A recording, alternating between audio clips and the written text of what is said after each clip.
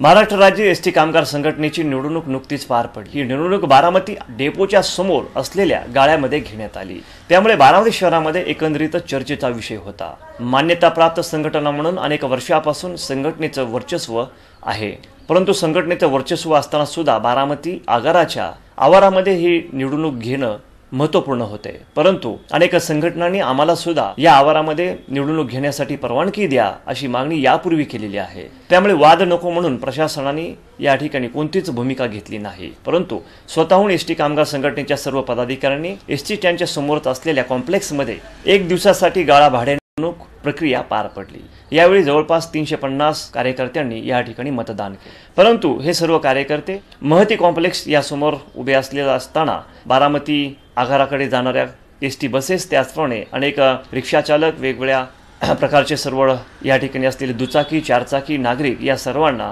मोठ्या प्रमाणात अडचण निर्माण झाली। त्यामुळे अनेक कर्मचाऱ्यांनी एसटीचा हा विषय आहे, एसटीच्या आगारामध्येच हा विषय मिटला पाहिजे, निवडणूक प्रक्रिया पूर्ण एसटीच्या आगारामध्ये झाली पाहिजे अशी भूमिका या ठिकाणी विषद केली।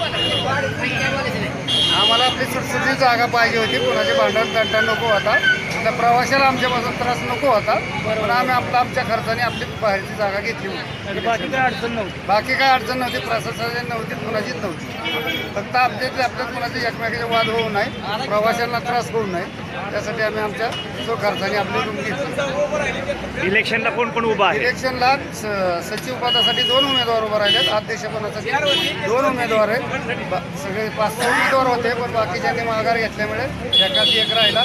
खेळीमेळीच्या वातावरणात इलेक्शन संपत आलेला वेळ, त्यामुळे कोणाचा काय वाद व्हायला नाही। ही संघटनेचं घरगुती इलेक्शन आहे, त्यात बाकी कोणाचा काही संबंध नाही। टोटल किती कामगार मतदान करतात?